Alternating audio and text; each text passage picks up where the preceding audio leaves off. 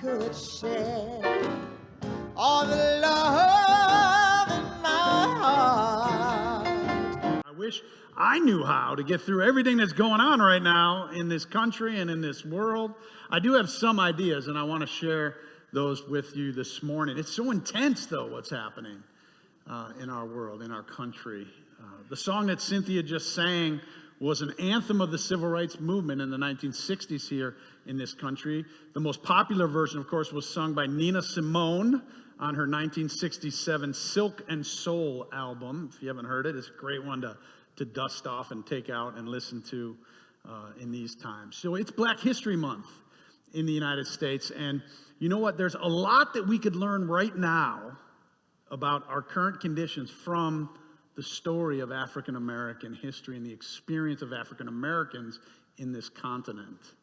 The ways that African Americans have endured and survived and transformed American society.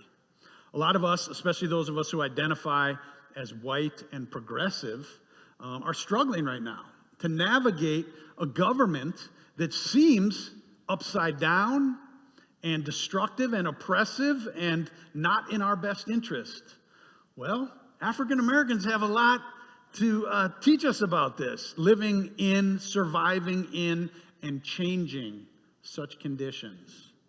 This month, we also have as a theme here at All Souls, spiritual practices. So today, I'm going to share with you 4 main spiritual practices that we all need to be doing, be aware of, and have in our spiritual tool belt, if you will, during these times. And I'm going to make sure that you leave here with, clear ways of finding health and staying engaged in the midst of everything that's going on.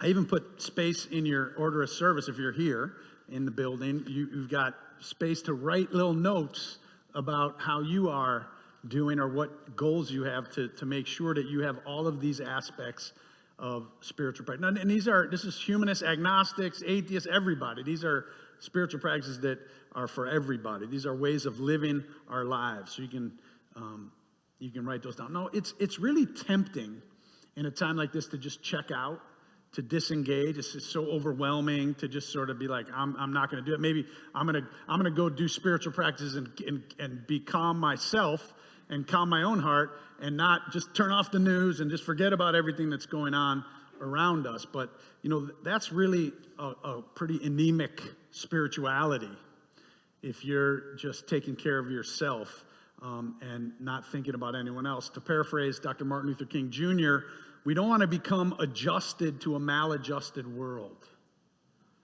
Now, at the same time, many of us are like ready to get on the front lines. Let's get in the streets. Let's do this change. And we're kind of more active-oriented, activist-oriented.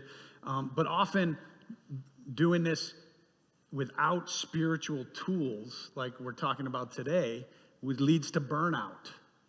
Because fighting for change is hard work. There are successes, there are setbacks, there are frustrations, and we can work for years trying to change the world and find out that, after all, people are still starving, still abused, still dying. And this will kill our spirit if we're out there trying to change the world, but we don't have a larger spiritual net and container to hold us, and we don't have practices that can reinvigorate our spirit. So I just want to say, it's very important to me that I think hopefully we all agree that we need both spirituality and activism. You can't just be spiritual and not be serving the world in some way, and you can't just be out there serving the world if you don't have some spiritual tools and resources. So that's what I want to talk about today. I learned these 4 from teacher and author Andrew Harvey, who was here and spoke here about 15 years ago. And it starts with the first one he calls cooling practices. These are practices that help us cool down when we're too angry, too anxious, too overwhelmed. Has anyone else been feeling any of that recently? Yeah, okay, I'm not alone in this. So we all need techniques to calm down and to ground ourselves. Peaceful practices like meditation and breathing exercises. They include things like chanting and visualization and centering prayer. If you have a pen, feel free to write down what are some of the cooling practices that you're doing or can do or that you know or that you want to learn to help you so that you can stay sane and stay engaged in the midst of everything that's happening. One of the greatest African-American theologians of the 20th century and Christian mystics was Howard Thurman. He was a teacher for Martin Luther King Jr. and many of those who fought in the civil rights movement. He was really kind of the spiritual theologian of the civil rights movement, and he talked about radical nonviolence. And he shaped an entire generation of activists. And these were people who were facing unbelievable violence and backward oppressive political ideologies. So we can learn a lot from Howard Thurman and what he taught. How do you live? What do you do to get through and to do so in a nonviolent way to create change? So it's something, he called it centering down. And this is what he wrote. How good it is to center down, to sit quietly and see oneself pass by. The streets of our minds seethe with endless traffic. Our spirits resound with clashing and noisy silences, while something deep within hungers and thirsts for the still moment and a resting lull. He explained, we need to take time every day to listen to what he called the stillness that the heart makes clear.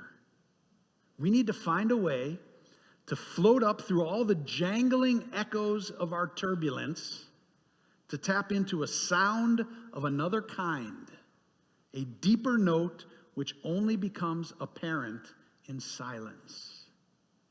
In this stillness, he explains, we can hear the whisper of the heart, giving strength to weakness, courage to fear, and hope to despair.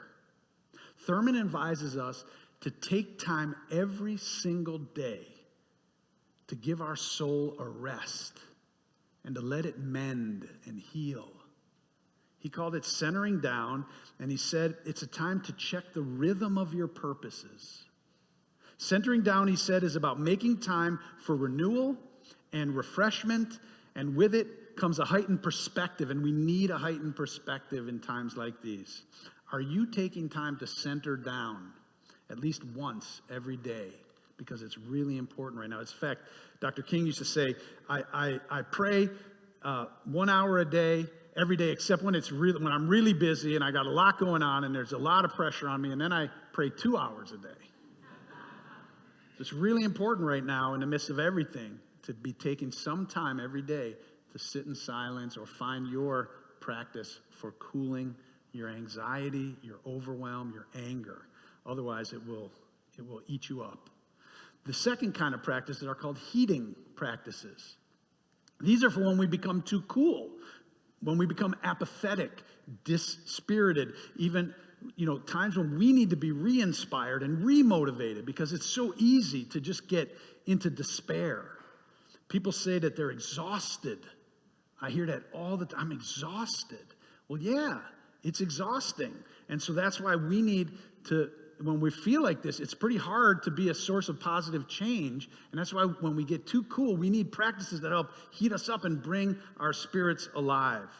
So heating practices, they help us keep our heart alive in disheartening times, because those who would want us to be disheartened, that's what they're hoping for. But we need to keep our hearts, our passion and our compassion vibrant and alive. These kinds of things include practices like drumming is a great one, dancing, music, kundalini yoga, poetry, and singing. All of these are heating practices that bring our spirits alive. They get our heart pumping. They get our bodies moving. So music and dancing and movement, this has been used as powerful tools of resistance throughout history, throughout cultures. It's helped people to cope with oppression and alienation and trauma and political resistance. Again, we can learn a lot about this from African American history in this country. Think about how black people in North America have demonstrated resilience to wave after wave of harsh and inhumane treatment during slavery and the Middle Passage, through the brutality of segregation in the Jim Crow era, and through the enduring unequal treatment that continues to this day. As more and more people across ethnicities and identities are experiencing inequality and inhumane and dehumanizing policies, we have a lot to learn from African American history and African American people in this country. There have been songs in many genres in every generation that have helped African Americans endure severe conditions and scary times. Today, there are policies and executive orders that are trying to strip transgender Americans of their names and their identities. Remember, African Americans who were brought to America were stripped of their names and of their identities.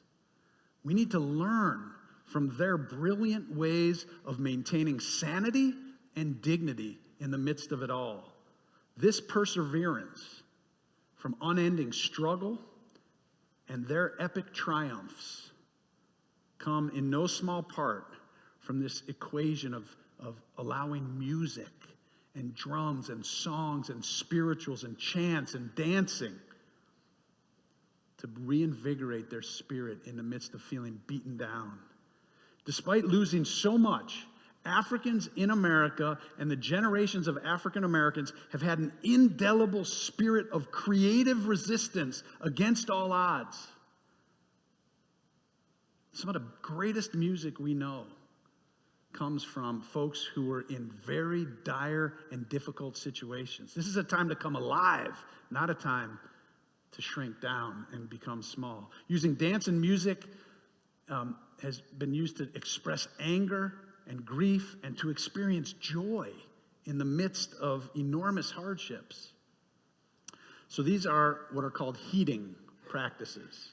They offer moments of relief and rejuvenation, and they have through atrocities, even worse than some of the things we're going through, like slavery, Middle Passage, Jim Crow, and all kinds of other things that last to this day. We need to draw on these examples to know that we're not alone, and there's wise people who've come before us who've shown us the way. And since I made the connection to the transgender struggles that are going on right now, I want to remind us also of the resilience of the gay community through the AIDS crisis of the 80s and the early 90s. We can learn a lot from the way that the gay community used joy as a source of resilience in the midst of a plague that was decimating the community day by day. There's a theology of joy that comes from the queer community that includes celebration and dancing and sexuality and creativity. That is also a resource for us in these times. Folks have been through things even worse than we're going through right now, and they have shown us the way. Our biological and spiritual ancestors have been through periods and situations that should help us have a broader perspective on what we're going through. In the words of rapper Kendrick Lamar, who we're all going to hear a little later today at the Super Bowl halftime, he said, 400 years ago, as slaves, we prayed and sung joyful songs to keep our heads level-headed with what was going on. 400 years later, he said, we still need that music to heal. What tools and practices do you have to heat yourself up when you're getting too cool, too dispirited, too held back? And are you using them? Write some down if you want. But keep your heart alive. Keep your passion alive. Passion for freedom for all people. In these disheartening times, it's so important. We can get so exhausted, we can check out, but the world needs us to do a lot more, and we can draw on these resources. To fail to do so is to dishonor those who came before us, and it's to forsake those who are going to come after us. So the third, is physical conditioning practices. These are practices that keep our bodies strong and flexible. Things like exercise and yoga and Tai Chi and stretching and weightlifting and CrossFit and who knows, all kinds of things that people do to keep our bodies in shape, because we need our bodies to be able to handle the stress. The cortisol levels, the stress, it will wear us down, and we need strong bodies. We might need to march and protest. Just to sit in meditation, you need your body to dance. We need our bodies. So make sure you're taking care of your body every day, every week. How are you caring for your physical conditioning? That's the third and that's the third of these practices. So now, the fourth, very important. We all need to be doing what's called shadow work. Okay, everyone has a shadow side. We all have blind spots and triggers. Some of us have trauma and wounds that we carry. We have old coping strategies that may have saved us from some difficult situation earlier in our lives, but they're not good for us anymore. We may not even be aware of them. And we have prejudices and other things that just sit in the back of our minds like a shadow, and we have to shine a light on them and bring them forward so that we can deal with them. Otherwise, they're going to be dealing with us. When I was young, I'll give you an example. When I was young, like 6 years old, 7, 8 years old, and my parents were fighting. My parents just went through a terrible period, eventually ended up getting divorced, but they would put me and my brother to bed. We shared a room. We had a bunk bed, and then they would just, it was like, whoa, we could just hear everything outside our door. We had a small house, and so my brother and I would, in order to get through this, we'd climb into, one or the other bunk together, and we'd tickle each other's feet, and we rub each other's back, and we found ways to soothe each other and to distract ourselves from the fear and the sadness and the confusion of what was going on all around us. And then when I got older, I learned that alcohol did the same thing, and marijuana and lots of other substances. They soothed me. And they helped me to deal with things that I didn't want to feel or deal with. I was lucky that I didn't get too addicted to these things. But then I realized as I got older and I got married, because I have such a loving and patient wife most of the time, that when things get difficult, I would check out. I'd numb out. And this was an old coping mechanism for me that was no longer benefiting me. It was now harming my relationships and ability to be real and authentic and healthy in the world. So I had to learn new ways to stay present even when things were difficult and hard. And that's shadow work. We all need to work on our shadows. Otherwise, they can ruin our marriage, our health, our reputations, our careers. It involves things like impulse control, addictions, aggression, and other secret and illicit and undermining behaviors. Shadow work is about finding intentional ways to face the shadows that haunt us. We all have a shadow.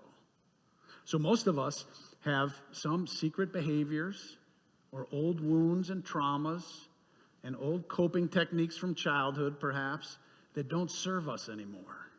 And we need to be sure that we have ways to uncover our blind spots and become accountable.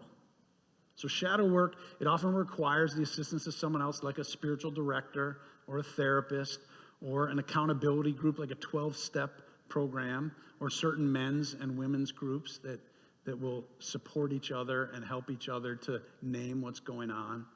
Because if we're not aware and in control of our shadow, then our shadow is likely in control of us. And under stress, our shadows grow larger, and they can destroy our health and our families and our jobs. So how are you shining a light on your shadow? And if you're not, what kind of a commitment are you willing to make in these times to make sure that you're dealing with your shadow side so that you can be a healthy and effective and productive part of this world in these times? So let's do a quick review of the 4 kinds of practices. So there's, what are they? There's cooling, heating, physical conditioning, and shadow work. Exactly. So we all would be wise to be filling our spiritual toolbox, if you will, with all 4 of these practices and using them as we need them. In these times, these practices strengthen us so that we can maintain our center, because there's no way that we can be an effective and helpful part of the solution to our world if we don't stay centered. As my professor, Cornel West, likes to say, in times like these, we cannot be an echo. We need to be a voice. A lot of people echoing other people's ideas, echoing other people's thinking. We need to be a voice. We need unique, rare, courageous, resilient voices speaking to what's needed right now in our times. He said, don't take a stand, have a vision. We need vision and imagination. In fact, I was talking to a member of our church, the brilliant and beloved Dion Lambert, who's been part of this congregation, sang in the New Dimensions Chorale for a long time, is active in our DIVE team, our diversity, inclusion, vulnerability, and equity team here at All Souls. And she's also a member of, she's actually the director now of the DEI education and training at the University of Tulsa. And so we were visiting yesterday, and she said, we need to dream and be creative and use our imagination to envision the world that we want to live in. And then we need to find and surround ourselves with other people who share a similar dream. That's how together we can manifest the world that we want for ourselves and for the future. That's what we're doing here at All Souls. We are surrounding ourselves with other people. We are seeking to find our voice, to make sure that we have a vision. And we do have a vision here. We have a vision of people coming together across their differences. Not difference as a sign of division, but as a sign of celebration.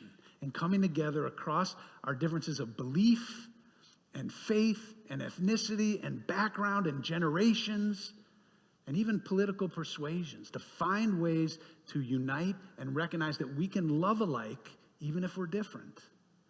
And so these practices are tried and true ways that help us to stay grounded, stay centered, have a vision, and remember who we are in the midst of whatever's going on in our lives. So when you're too hot, cool down. When you're too cool, heat up.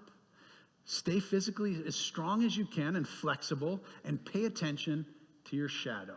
And you will be a source of great hope and change.